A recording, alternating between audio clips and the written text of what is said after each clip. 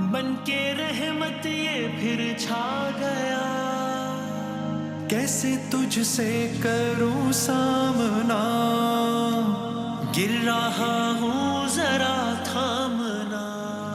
خوش آمدید کہتے ہیں آپ کو علماء کرام کے ساتھ ہماری یہ نشست ہوتی ہے۔ ٹیلی فون نمبر آپ کی اسکرین پر آتا رہے گا گائے بگائے، اس پر آپ اپنے سوالات ویڈیو اور آڈیو کی صورت میں ہمیں بھیج سکتے ہیں۔ جناب قبلہ مفتی اکمل صاحب، ڈاکٹر محمد رضا داؤدانی صاحب تشریف فرمائیں۔ ڈائریکٹ سوال پر آتا ہوں، مفتی اکمل صاحب پلیز بتائیے گا، ابھی پچھلے سیگمنٹ میں بات ہوئی تھی اعضاء کو بعد از مرگ یا زندگی میں ڈونیٹ کرنا، کہ وہ کسی اور کے کام آ جائے۔ کوئی انسان وصیت کر دے کہ میری موت کے بعد میرے جسم کا یہ حصہ فلاں کو دے دیا جائے، تو اس پہ علماء کی رائے میں اختلاف ہے، یا یہ جائز ہے یا کلیتاً ناجائز ہے، کیا ہے؟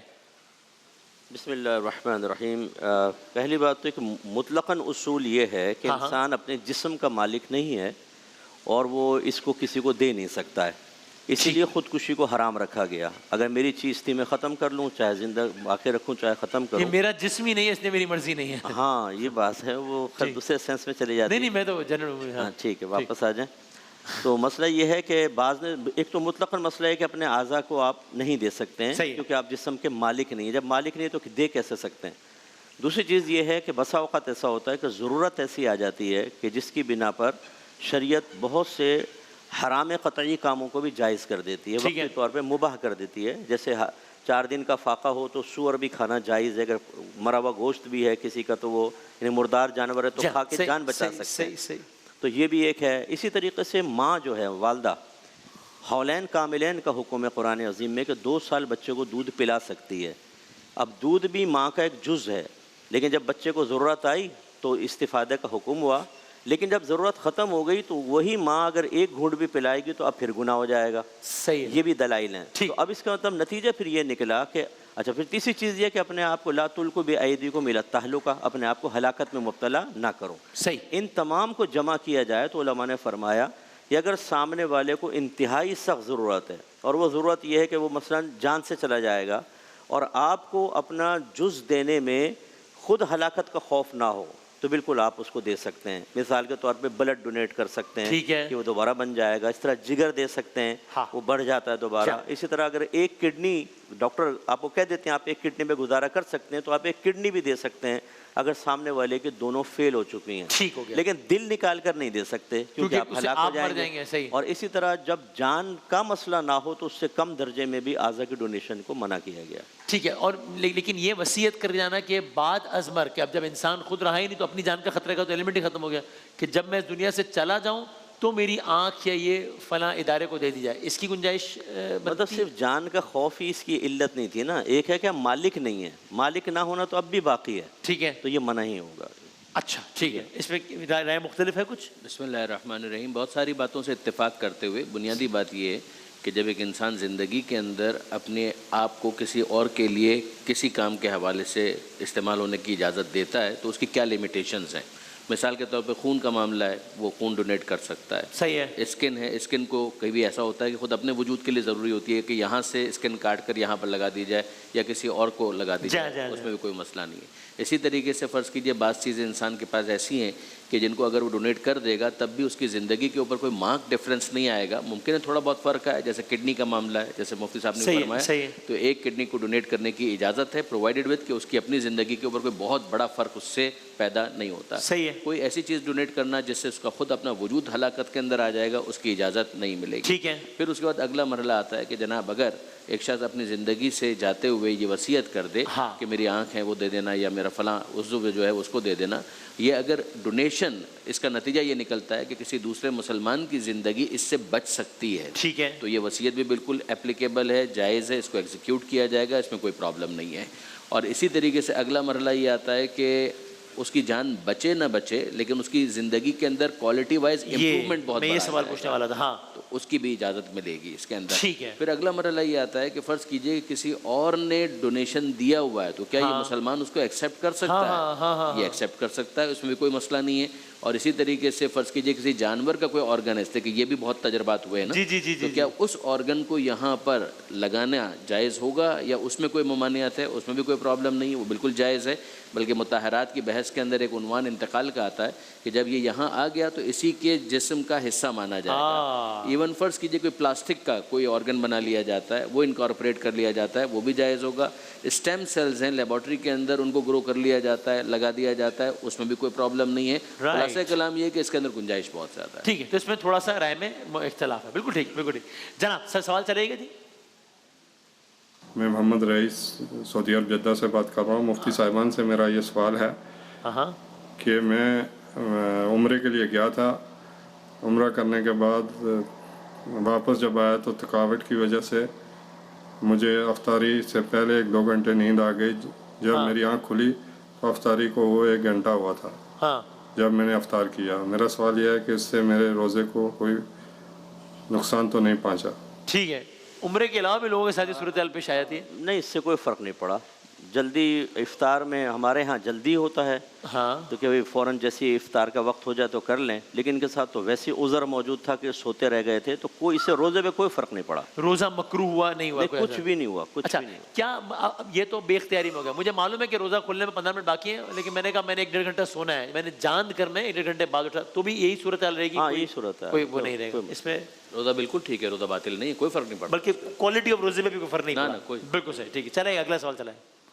میں محمد عبدالہادی بات کر رہا ہوں لاہور سے۔ میرا سوال، میرے 2 سوال ہیں۔ پہلا سوال یہ ہے کہ زکوٰۃ ہم غریب رشتہ داروں کو دے سکتے ہیں اگر وہ صاحب انصاف نہیں ہے؟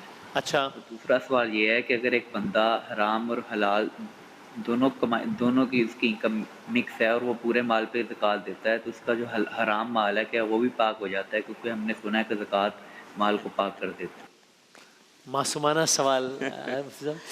جی، زکوٰۃ بالکل رشتہ داروں کو دی جا سکتی ہے، لیکن اس میں اصول یہ ہوتا ہے کہ ایک تو جن کے آپ نسل سے ہیں انہیں نہیں دے سکتے، ماں باپ، دادا دادی، نانا نانی، جن کی نسل سے آپ ہیں انہیں نہیں دے سکتے، جو آپ کی نسل سے ہیں، بیٹا بیٹی، پوتا پوتی، نواسا نواسی، شوہر بیوی کو، بیوی شوہر کو نہیں دے سکتے، سید حضرات کو نہیں دے سکتے، اور غنی کو نہیں دے سکتے جو مالک نصاب ہے۔ اس کے علاوہ سب کو دے سکتے ہیں، بھائی بہن، ماموں، چچا، تایا وغیرہ سب کو دیا جا سکتا ہے۔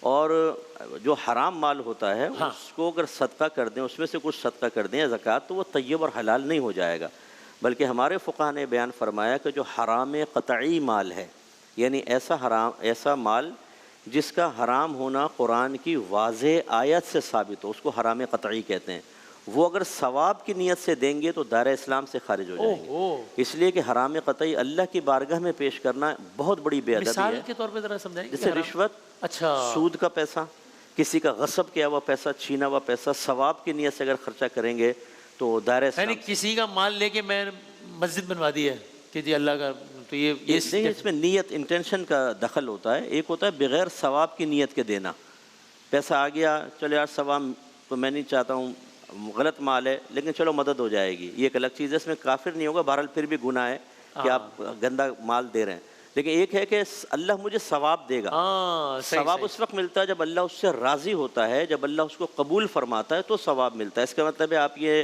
ارادہ رکھتے ہیں کہ اللہ تعالیٰ میرا حرام قبول کر لے، یا آپ کا عقیدہ نظریہ یہ ہے کہ اللہ تعالیٰ حرام اور گندہ بھی قبول کر لیتا ہے، تو اس وجہ سے، اس بے ادبی کی وجہ سے احتیاطاً فقہا نے اس پہ کفر لگایا۔ کسی کے پاس 100 روپے ہیں، کسی کے کل جائیداد، اور اس کو اندازہ ہے کہ اس میں سے 80 جائز طریقے سے کمائے ہوئے، 20 حرام طریقے سے کمائے ہوئے، زکوٰۃ 100 روپے پہ ہی دے گا؟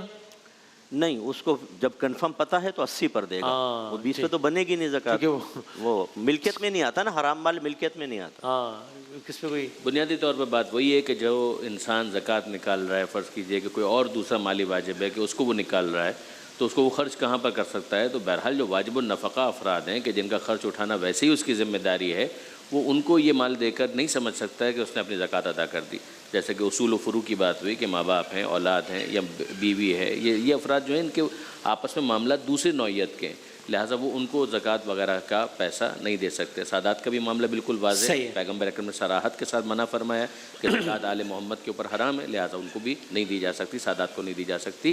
باقی ٹھیک ہے، اس کی تفصیلات ہیں، جی ہاں ٹھیک ہے، فقر کو دیکھتے ہوئے کہ وہ غنی نہ ہو، سال بھر کا خرچہ اس کے پاس نہ ہو، جائز اخراجات زیادہ ہو وغیرہ۔ یہ بچیوں کی شادیوں کے لیے جناب وہ سونا محفوظ کر کے رکھا ہوا ہے کہ جی آج سے 5 سال بعد جب بچی بیائی جائے گی تب یہ سونا، تو اس سونے پہ زکوٰۃ واجب ہوتی رہے گی؟ بنیادی طور پر ہمارے یہاں جو عنوان آتا ہے وہ یہ آتا ہے کہ زکوٰۃ جتنی چیزوں کے اوپر واجب ہے ان کی ایک فہرست ہے جو روایت کے سونا اندر آ گئی۔ نہیں ہے، اس میں غلات اربع، انعام ثلاثہ اور نقدین۔ تو غلات اربع کے اندر 4 طرح کی کراپس آ جاتی ہیں، گندم، جو، کھجور، کشمش۔ اسی طرح سے 3 طرح کے اینیملز آ جاتے ہیں، کیٹل جن کو آپ کہتے ہیں، مویشی، جس کے اندر گائے بھینس ہے، یہ بھیڑ بکریاں وغیرہ ہیں، یہ سب اس کے اندر آ جاتے ہیں، اور پھر اونٹ آ جائیں گے اس کے اندر، اور دو طرح کے نقدین جن کو کہا جاتا ہے، سونے کے سکے اور چاندی کے سکے۔ یا خمس کا جو کانسیپٹ ہے، میں اس لیے گزارش کر رہا ہوں کہ ظاہر ہے کہ فقہ حنفی کا تو اس میں نظریہ بالکل دوسرا ہے، مختلف ہے، اور وہ بالکل اپنی جگہ پر ہے۔ بالکل صحیح۔ اور ہمارے یہاں یہ ہے کہ چونکہ روایت کے اندر یہ آ گیا ہے، لہٰذا اس کو یہاں پر محدود کیا جائے گا، کیپ کیا جائے گا۔ دوسرا جو ہمارے پاس عنوان ہے وہ ہے خمس کا۔ وہ یہ ہے کہ جو بھی انسان کے پاس بچ جاتا ہے، جو بھی مالی بچت ہے، اس مالی بچت کے اوپر اس کو 20% خمس نکالنا ہے۔ تو یہ اگر 100 روپے اس کے پاس بچ جائیں گے تو 20 روپے اس کو نکالنے ہی نکالنے ہیں۔ 1000 روپے اگر اس کے پاس بچ گئے تو 200 روپے نکالنے ہی نکالنے ہیں۔ اگر لاکھ روپے اس کے پاس ہیں تو 20,000 روپے اس کو نکالنے ہیں۔ جو اس کی بچت ہے اس کا 20% اس کو خمس کے عنوان سے نکالنا ہے۔ تو اگر عنوان فقط مختلف ہے، لیکن یہ کہ بہرحال اس کو چیز تو نکالنی تو ہے۔ اچھا، اور اب وہ بچی کی اگر جہیز کے لیے بھی رکھا ہوا ہے تو بھی وہ اس پہ بھی آ جائے گا 20%؟ جہیز کے معاملے کے اندر ایک گنجائش یہ دی گئی ہے کہ فرض کیجئے کہ کسی معاشرے کے اندر طریقہ کار ہی یہ ہے کہ آہستہ آہستہ کسی بچی کا جہیز تیار ہوتا ہے، اور اس کے علاوہ اس کے پاس آپشن نہیں ہے، تو اس کو ایگزمپٹ کیا گیا ہے، ان چیزوں کے اندر استثناء دیا گیا۔ ایک دفعہ ایک چیز پہ خمس دے دیا، یعنی یہ $1,00,000 اس پہ اس سال بچے میں $1,00,000 یا یہ موبائل فون ہے جو بھی، اس پہ 1 سال خمس دے دیا، تو اب ہمیشہ کے لیے ہو گیا یا اگلے سال پھر یہ اس کا 20% خمس دینا ہوگا؟ اصول یہ ہے کہ ان المخمس لا یخمس، ایک دفعہ جس کا خمس دے دیا گیا وہ مخمس ہو گیا، پھر مخمس کے اوپر خمس نہیں دیا جائے۔ اس پہ ذرا قبلہ بھی بتا دیجیے گا۔ ہمارے یہاں خمس کا تو کوئی تصور نہیں ہے، صرف زکوٰۃ کا ہے۔ بالکل ٹھیک۔ اور پرٹیکولر چونکہ آپ نے بچیوں کے بارے میں پوچھا، اس میں بچیوں کی 2 صورتحال ہوتی ہیں۔ ایک تو یہ کہ نابالغ بچی کے لیے آپ نے مال علیحدہ کیا یا اس کی نیت سے خریدا، تو ہمارے ہاں نابالغ چاہے اس پہ قبضہ نہ کرے، وہ مال فوراً نابالغ کی ملک میں داخل ہو جاتا ہے، ماں باپ کی ملکیت میں نہیں رہتا، اور اب آپ ماں باپ کو سخت ضرورت کے علاوہ اس کو بالکل استعمال نہیں کر سکتے ہیں۔ اوکے۔ اور جب تک بچہ نابالغ ہو اس پر زکوٰۃ بنتی نہیں، تو اس پہ سونے پہ زکوٰۃ نہیں بنے گی، چاہے کتنا ہی تولہ کیوں نہ ہو۔ ہاں اگر بالغ بچے ہیں ان کے لیے علیحدہ کر کے رکھ لیا، تو بالغ کا حکم یہ ہوتا ہے کہ جب تک مال ان کے قبضے میں اور تصرف میں نہ دیا جائے، یہ ماں باپ کی ملکیت سے نکل کر ان کی ملکیت میں داخل نہیں ہوگا۔ لہذا بچیوں پہ تو زکوٰۃ نہیں بنے گی، ایسی صورت میں ماں باپ پہ زکوٰۃ بنتی رہے گی، چاہے وہ شادی کے لیے رکھی ہوں چاہے کیسے بھی۔ ہاں اگر بالکل شادی کا وقت آ گیا اور اب بچی کو بس دینا ہے، اس وقت کا الگ حکم ہوتا ہے، اور جو عام طور پہ جمع کر کے رکھتے ہیں اس پہ زکوٰۃ بنتی رہے گی۔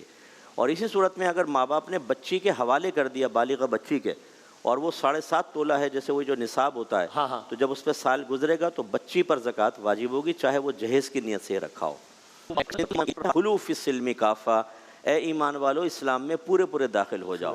ہمیں چوائس دے دیں، ہم اپنی مرضی سے دیکھیں، جیسے سپر مارکیٹ کی پروڈکٹ ہوتی ہیں، ٹرالی لے کے گئے، یہ اٹھایا، باقی کو چھوڑا، اپنی ضرورت پوری کی اور ختم۔ یہ چیز بتائیں، اور بعض تو کہتے ہیں یہ بھی نہ بتائیں بالکل، ہمیں صرف عید پر بخشش اور مغفرت کی وعید سنا دیں، کوئی نوید سنا دیں، اور اس کے علاوہ کوئی شارٹ کٹ وعید۔ تو ایسا دیکھیں، اللہ چاہے تو بغیر عمل کے بھی مغفرت فرما سکتا ہے، نہ آپ منع کر سکتے ہیں نہ میں منع کر سکتا ہوں۔ لیکن جو ایک اصول ہے اللہ تعالیٰ نے قرآن میں اپنے نبیوں کے ذریعے پیغام پہنچایا، اس کو یکسر معمولی حقیر سمجھتے ہوئے، اگرچہ ہم کہتے نہیں ہیں زبان سے، لیکن صحیح اس کو علیحدہ کرتے ہوئے ہم صرف شارٹ کٹ، صرف دعاؤں سے مغفرت مانگتے رہیں، تو ایسا نہیں، اللہ چاہے تو کر دے، بہرحال یہ طریقہ ٹھیک نہیں ہے۔ اس پہ بس آخری جملہ بس استغفار اور مغفرت کیا کہنا پروردگار عالم کی طرف سے کہ وہ غفور ہے، غفار ہے، وہ مغفرت کرنے والا ہے، وہ بخشنے والا ہے۔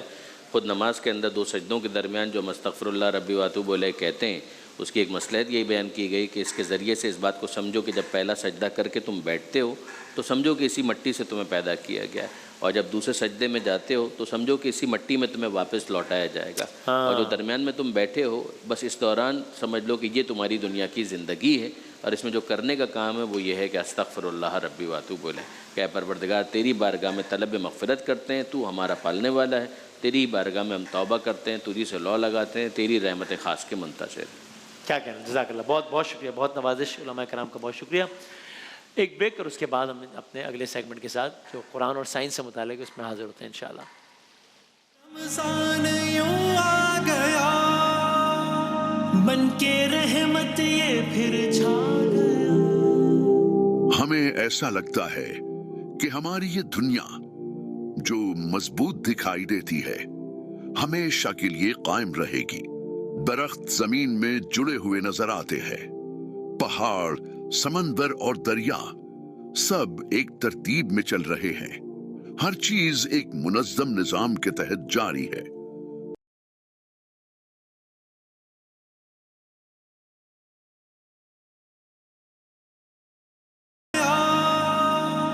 بن کے رحمت یہ پھر چھا